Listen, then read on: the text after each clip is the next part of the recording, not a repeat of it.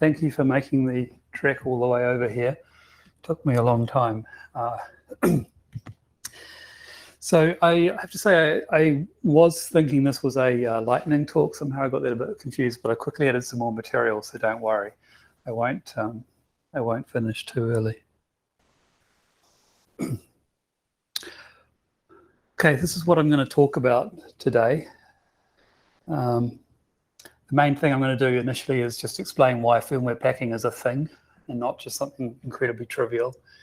Talk about the advantages of defining the firmware image in terms of data rather than code.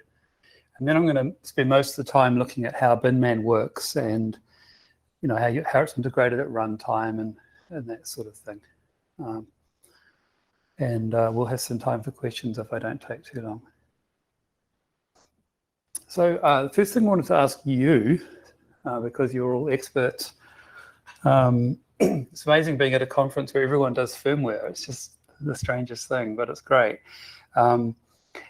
What language should I have used for my firmware packer? Any thought? Python? Okay. Bash? Okay, be done. Assembly. Whatever else library. Yeah. Does anyone? Ron's not here. I never would say.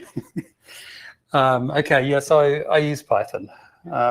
Okay, so I seem to have got away with that. I know that it's not the bleeding edge of everything, but it does the job. So, traditional approach to building firmware is basically, some time ago, shall we say, when things were simpler, is you just type make, and out comes this image. And in this case, the image is this file here, uboot.bin. It's 300K or so, and you put it in your flash and you boot your board, and you're done. And maybe there's an environment somewhere, but that's all set up within your boot, and no one really cares. So that's very simple.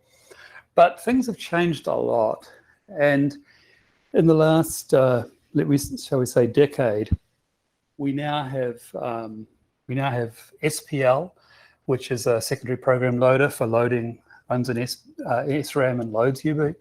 We even have TPL, which is when you get so desperate that you need something even smaller. There is a chip, I think, with a 64-bit ARM instruction set and some tiny amount of SRAM. I'm trying to remember what it is. And there are other reasons why you might want to use TPL that I'll cover later. So you end up with more things in your image, and also you've got things like ARM trusted firmware, which was not found in this case, but we still need it to be able to boot. And some boards have an FPGA image, so it's getting more complicated. This is just for basic stuff, just to be able to boot. With x86, things are even more interesting. Because there are these binary blobs called part of the firmware support package, FSP, and they have to go somewhere. They have to be accessed at runtime and that kind of thing. We also have 16-bit reset code and entry code, and in this particular case, we're trying to run a 64-bit U-boot, but we need to get into 64-bit mode, so we have SPL as a 32-bit. I don't know. That's the way it works. So. You end up with all these different pieces. And x86 is getting more interesting because in the last several years, there's a thing called I won't pronounce it. I'll try and pronounce it the way the Intel guy did. Was it IFWI? Okay, instead of Wi-Fi. Was it deliberately backwards for Wi-Fi? I don't know. Maybe not. Anyway, this is essentially a firmware package that is read, as I understand it, by a little microcontroller in the CPU or the SoC, and it contains a lot of interesting stuff. The most interesting thing is this TPL image, which is there to boot, basically. So once you get out of that, you're then into SPL, then you're into U-boot, and you still need these things here.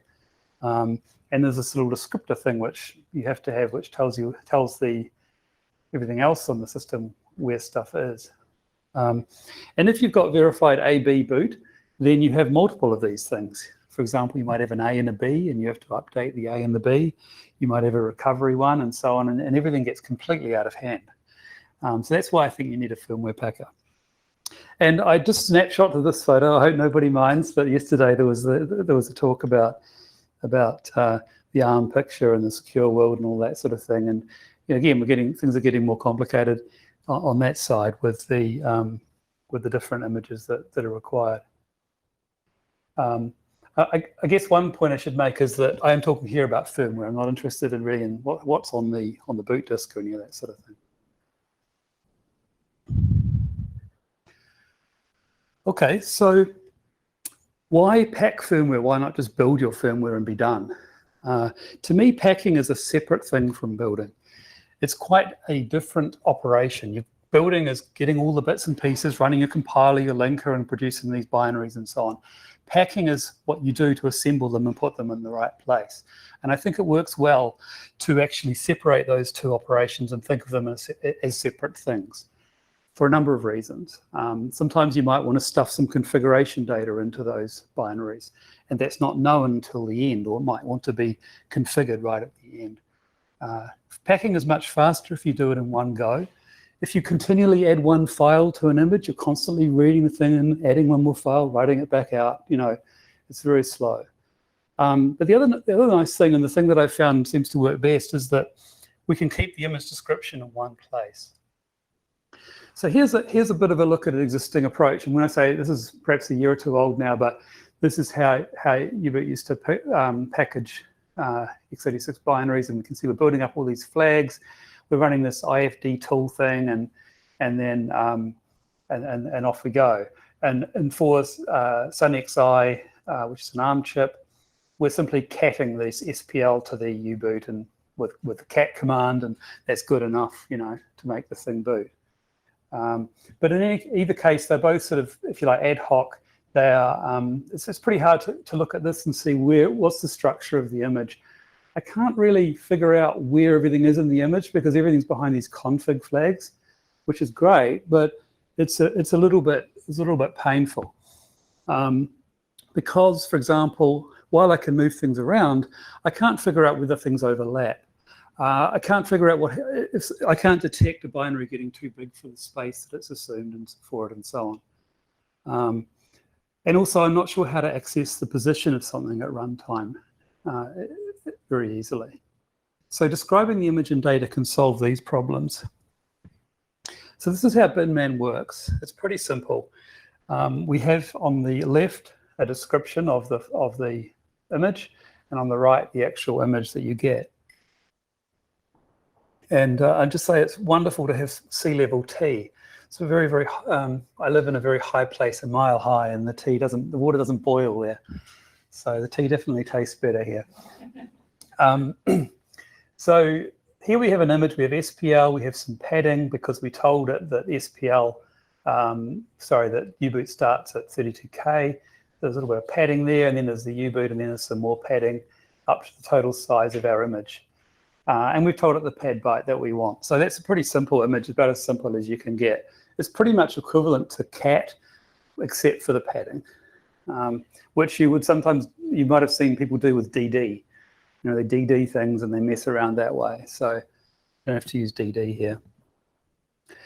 So now I'm just going to dig into a bit more detail about how it works.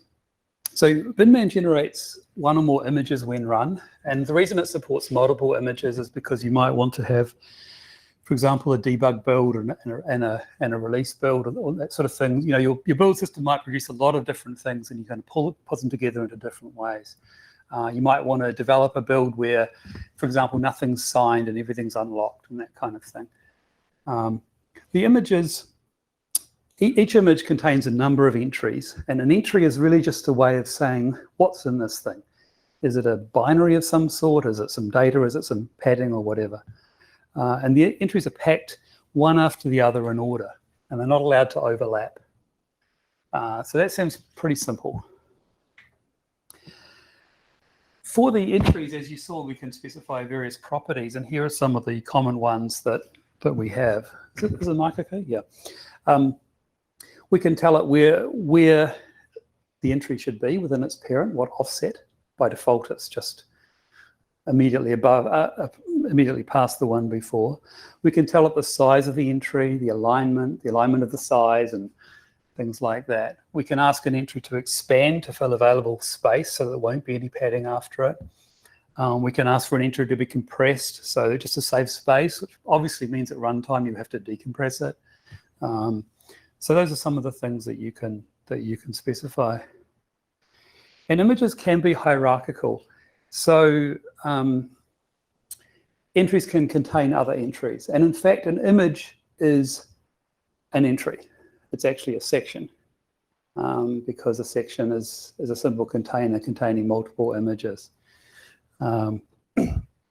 So here you can see a couple of examples of hierarchical images. Here's a simple one with a section that has it's the read-only section, so it has this prefix and just has U-boot in it.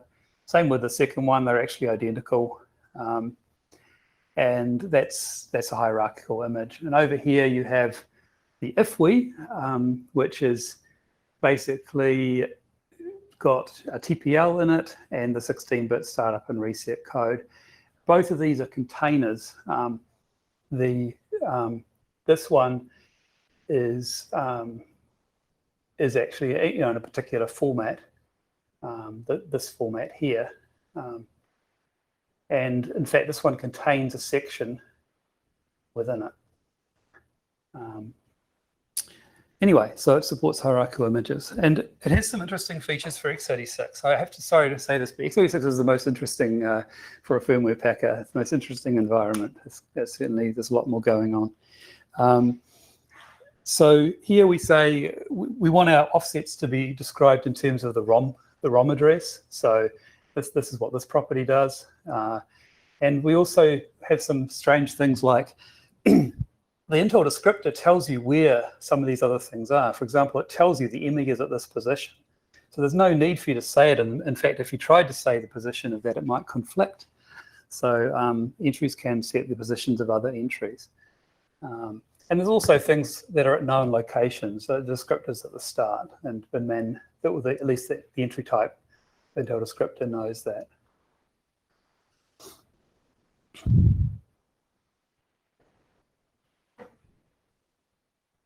Okay. So binman knows the location of binaries, or at least it knows their file name, and you can give it an input directory to look in. So here we're saying, go and find all the files in this directory and stuff them in here. And here we're saying, please go and find this bl1.bin file from our build system. So you can do things like that.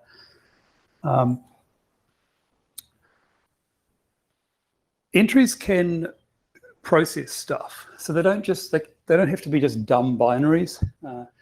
As you saw in the previous slide, this one actually produces, it goes and looks for these files, and it stuffs them into the image. So for this to work, what is actually happening here is we've created these two new entries, sort of sub-entries, if you like, which gives you information about what files it actually found, and it put them there and so on. So that's effectively what's happening. Although I didn't type this stuff, binman itself internally is doing this. And if you output the map, this is what you'll see. And in fact, you'll see the position of each thing as well. So yeah, you can also do things like sign or hash an entry and put that information somewhere, which is good for verified boot and data integrity and that sort of thing. So getting a little bit more into the detail of binman, it's split up into a number of different steps. And these steps have particular purposes, and each of them is effectively a call into the entry subclass. The entry class, base class. So the first one is getting the contents of the entries. We go and read all the binary data and we bring it into binman. We then try and figure out where it should go, whether any of them want other ones to go somewhere else, that kind of thing with this get entry offset size. We then run the actual packer, which is very, very simple. It's just a for loop that says, put the first one at 0, the next one goes immediately afterwards, and so on and so forth, unless there's actual offsets given or other information like alignment that we have to take account of. But that's basically what happens. It just goes down in order. We then check the size and check that nothing overlaps, there's no problems and that kind of thing.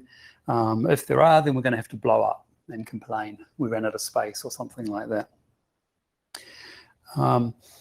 After that, we set the image position. Now that we know exactly where everything is, we can tell you the absolute image position of everything, regardless of hierarchy. So we can actually write that image position information into the image. Then we go and calculate some properties that are relevant to that. For example, we might want to put the image position actually in the image description, and it's better to explain that later. And finally, we can go and update the contents. If we need to make some updates to the contents, for example, we want to go through and change some of the values in an alpha file or something like that, we can go and do that then. And finally, we write some symbols out, which is where we can,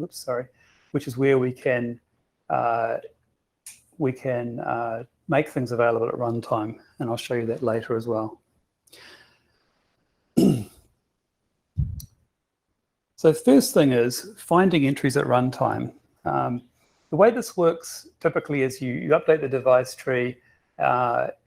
With binman basically writes this data into the device tree, and you can go and read it. It gives you the full hierarchy, and it sets these things like image position and uncompressed size and that kind of thing. So that gives you all the information that binman was able to figure out. You didn't have to type all that in yourself. These values are actually what they ended up being, whereas previously you might not have specified them at all, or they might have just been alignment and things like that. The other way of doing it, unfortunately, in SPL and TPL, you've got quite constrained code size. You don't really want to be looking at device trees and things like that. It takes time. It's also, you need to store it. You need the code that runs it and that sort of thing. On a typical ARM chip, it's about 7 kbytes of overhead, 3 for the device tree and 4 for the code, which is kind of a lot to pay for when you just want to find out where U-boot is. So what we do there instead is just declare a symbol here. This is a macro. And then we can use that symbol in the code. Basically, this is the position of U-boot. binman automatically stuffs this symbol into the right place in SPL or TPL or whatever, and then you can just basically use it directly. And that kind of integration is really convenient for when you haven't got a lot of space.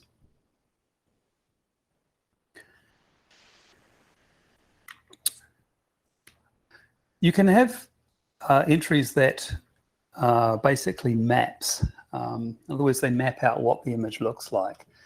There's 2 types of map available at the moment. One is this FTT map, which is sort of what you saw before. It's effectively, this big thing on the right here. It's just everything that binman knows.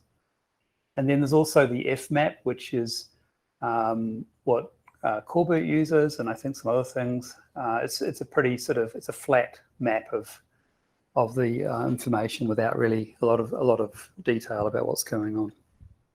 The cool thing about the map is it does tell you everything, including inside any entries that it has that are hierarchical, so you can actually see what's going on.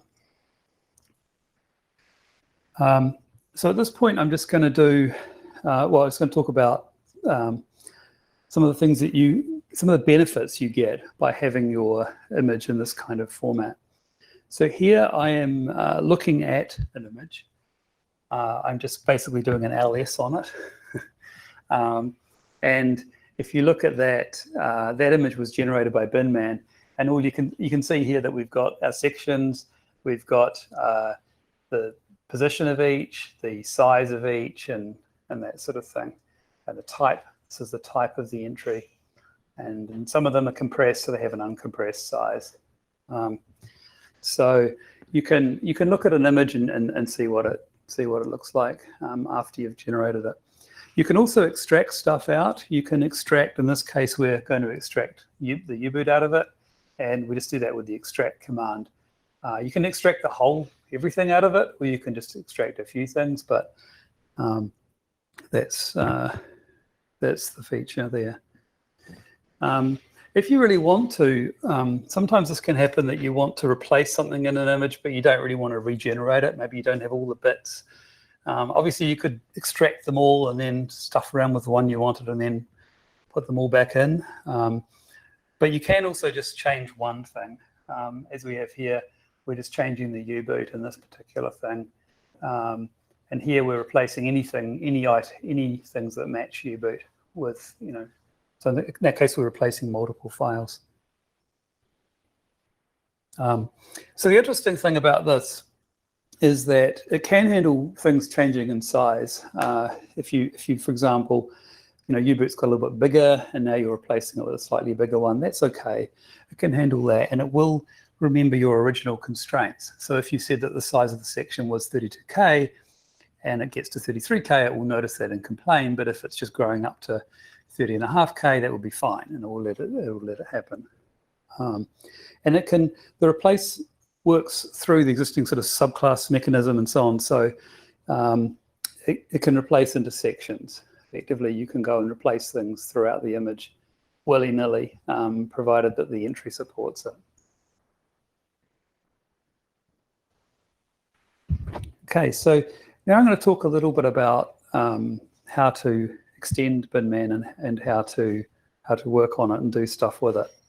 Not in any great detail. To create a new entry called wibble, you put a new file called wibble.py into this etype directory, entry type directory, and you put this class in it. And binman will find it, and now you've got wibble. So you can now put a wibble in the image. If you want to run command line tools to do certain things, you can do that. Most of the logic is in a thing called control.py. It's around about 20 lines of the calls that you saw at the beginning, the different stages of the thing. There's quite a lot of comments, and if you get stuck for ideas, you can look at other entries, to see how you might want to do things. And you have to add a test. You can't add an entry without a test. This is the entry base class. It basically just has a number of properties, a bit like you'd expect from what I've described before. Everything is a subclass of this, and this is the thing that implements or has default implementations for all of the methods I mentioned at the beginning. So some things are really simple. If you just want to add a new blob, so here's a FSP for Queens Bay, and it has essentially it's just a blob. There's really nothing else to say about it. We didn't even give it a default file name, so you're going to have to it's going to have to make that work. So essentially, this is going to rely entirely on the blob entry, which is available there to implement all of the other things like getting its contents and that kind of thing. If you want to do something a little bit more complicated, this is how fmap is implemented. Fmap, if you remember, is the very simple flash map, non-hierarchical flash map thing, and it's got a little more going on. So let's start here. To obtain the contents, we call this getFmap thing, and this is getFmap here. It basically goes through all the entries, gets all the entries out of the image here.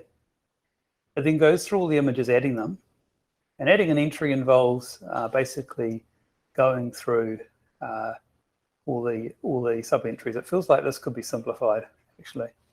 It's doing a loop twice. But anyway, when it finds something it wants to add, it just adds it as a new fmap area here to the fmap. There's a utility library here. And we're deliberately skipping CBFS. We've got some debugging that we want to output, so you can set the log level and see what's going on. And then at the very end, we encode the fmap, basically giving it these areas and some information about that will go in the thing at the top. Process contents, if you picked it up earlier, is for when you want to update things later.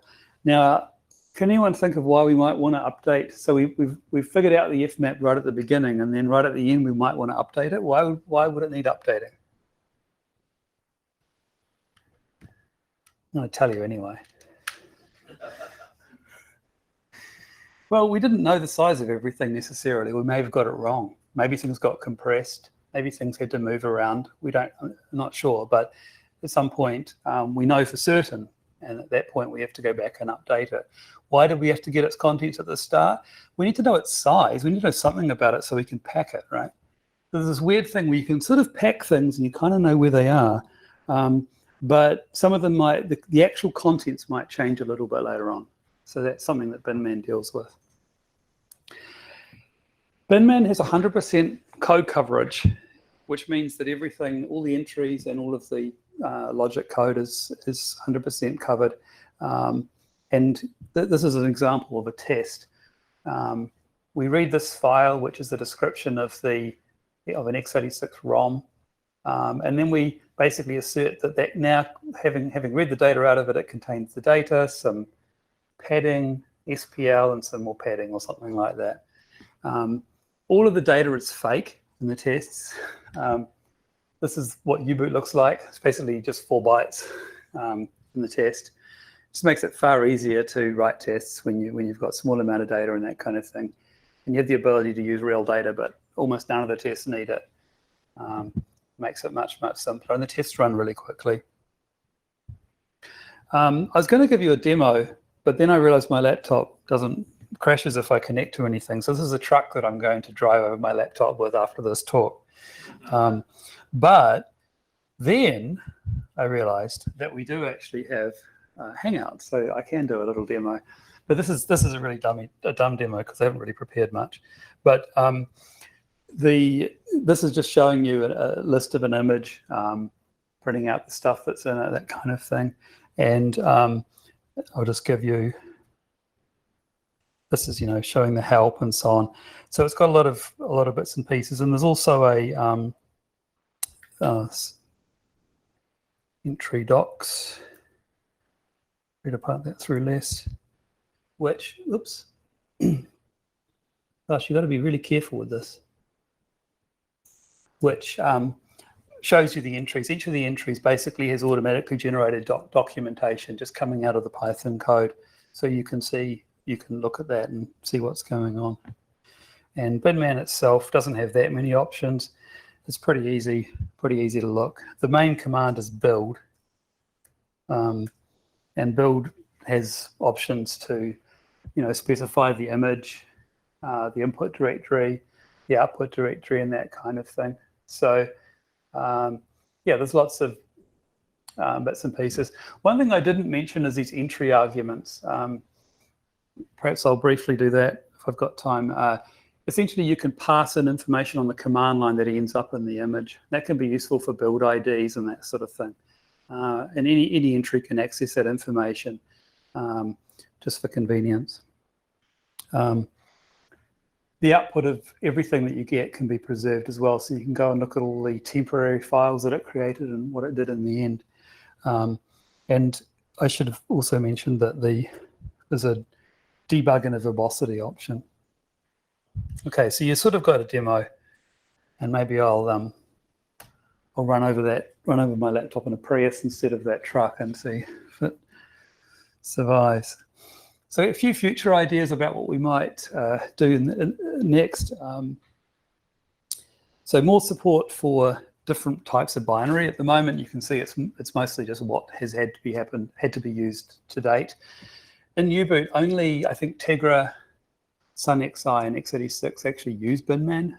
Most of them still have relatively simple needs for firmware packing, and doesn't seem to be, but it is slowly changing. I noticed that more and more of them are getting more and more complicated. So we'll see how it goes. We could pack in parallel, and even better would be to have a dependency graph. In other words, be able to say, okay, this depends on this, which depends on this, and actually follow that through in binman. At the moment, it's iterative. When it discovers that something needs to change, it actually just goes and does the whole thing again. It doesn't necessarily get the data again, but it does most of the whole thing again. There's a tool called fit check sign, which checks verified boot and U-boot. We could do something like check an image, is this image correct? Are the signatures good? Are the hashes good? That kind of thing. That's something that could be useful as well. Somebody at Intel mentioned that they were writing their tools in Python. We're writing more of the tools in Python to avoid the Windows versus Linux thing. And I think if they did that, then I wouldn't have to call out to some of the tools. I think the one that the if-we tool is a C program. And you could even download missing binaries from the internet. Given that everything seems to be going to binary blobs these days, maybe we should just give up and put them on the internet somewhere. So this is why you should use binman, or try it out. It's data-driven firmware packing is its main goal, and we'll see where it goes. It's been around a couple of years. It might get a bit more activity. It might not. I just don't know. And there's some pointers to documentation there. And thank you for listening.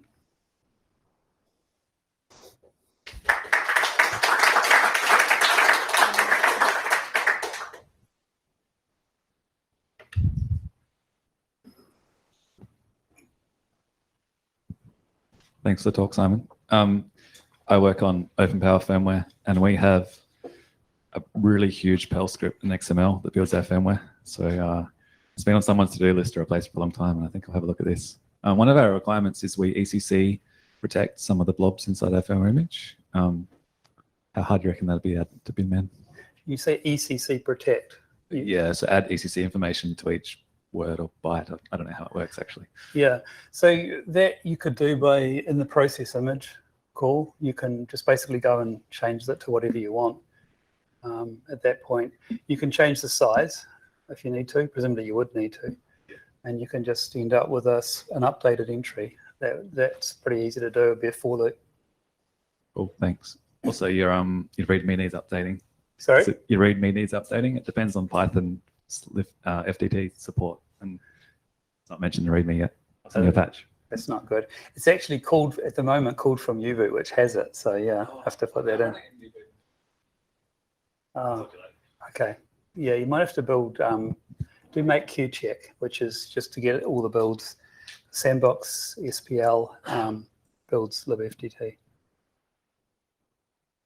Hi Simon, great talk. Hi. Actually, I just wanted to understand, like, how do you see like server signing like as an extension on this, and like in those terms of like if I was trying to use this with some kind of a sign-in infrastructure, and like I'm trying to like merge this.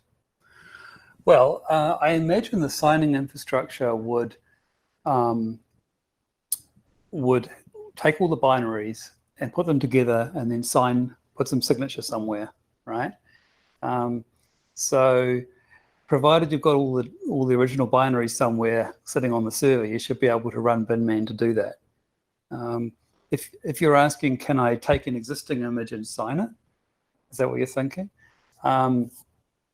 Then that's easy so long as you have an entry there already that will hold the signature. So long as you set that up, that would work.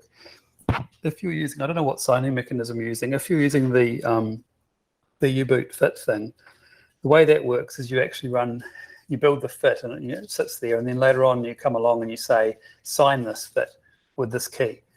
And so if you do that, then you would simply run replace or something like that in binman to put that new fit into the image. I think there's various ways of doing it, but it should be possible to integrate it, I think.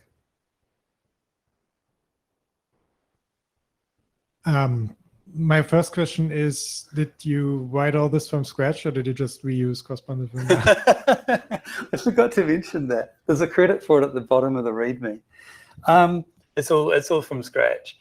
So what Julius is referring to is a very old tool that I wrote at least some of years ago with some very similar ideas. The problem with that is it had no tests, it was very ad hoc. It didn't have like a base class and a class structure and that kind of thing. It didn't support looking at images or extracting things from images and that kind of thing. I don't know, there's probably other problems as well. That was written in somewhat of a hurry, whereas this is, as you can tell, a leisure time messing around project. So it's a little bit different. But yeah, there's certainly no code from that I'm aware of. It got deleted, actually, I think. Yeah. Okay. I also wanted to ask, you said that in some cases you compile base addresses directly into the code. But so from what I understand, it also has a mode where it places the files like right after another, depending on how big they are. And don't you get in a chicken and egg problem with that if you don't know where it's placed before you have it compiled, but then you need to insert the base address? Well, if I go back to that, the way it works is that you actually declare the variable at compile time. So this, where is it? This one, right? Is this what you're talking about? Yep. Yeah. So this is actually a declaration that ends up in an area in the image. So there's actually a binman area in the image with just these symbols, and they're 4 bytes or 8 bytes or whatever it is each. So they are, at this point, they are, when this thing is built, they are 0. Okay, so you update the binary afterwards. Yeah, read the elfin, find out where the symbols are, go and stuff the values into the binary. It's pretty simple to do that, and then it's sort of seamless. There's, it kind of closes the loop, if you like. Okay, cool.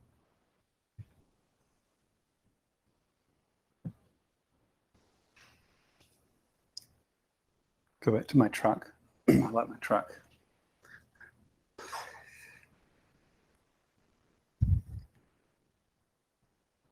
So could this have been an extension to CBFS as opposed to kind of what does this thing have that CBFS couldn't have? So in terms of, I think you're talking in terms of the format of the thing. So I guess not everyone knows the state here, but as I understand it, a Chrome OS image is multiple CBFS images along with some other stuff, right? So yes, binman in principle could produce that. So what you're saying is, what would binman give you over that? I don't know.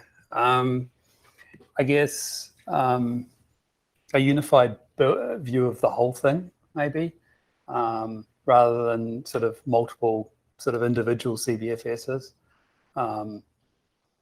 But I'm not sure there's a huge, they're just different ways of solving the same problem, I would say, swings and roundabouts.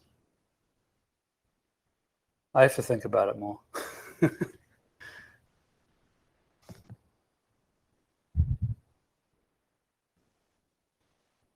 Oh, can't get away that easily.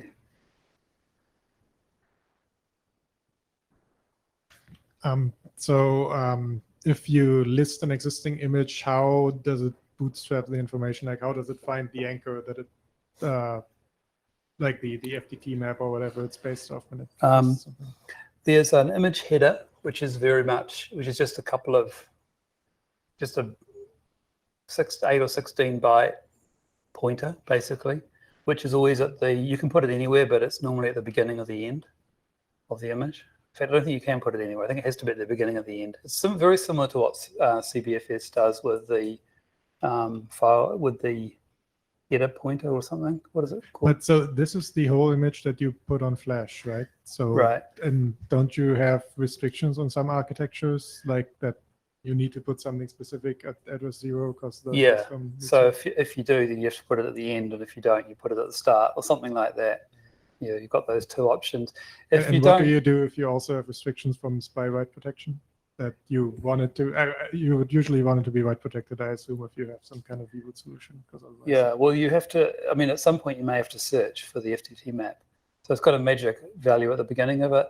If it can't find, I mean, there's a test actually in binman that creates an image without the image header and makes sure that it can still find all the information. So yeah, you have the ability to search for it manually. It just takes a little bit longer. Okay.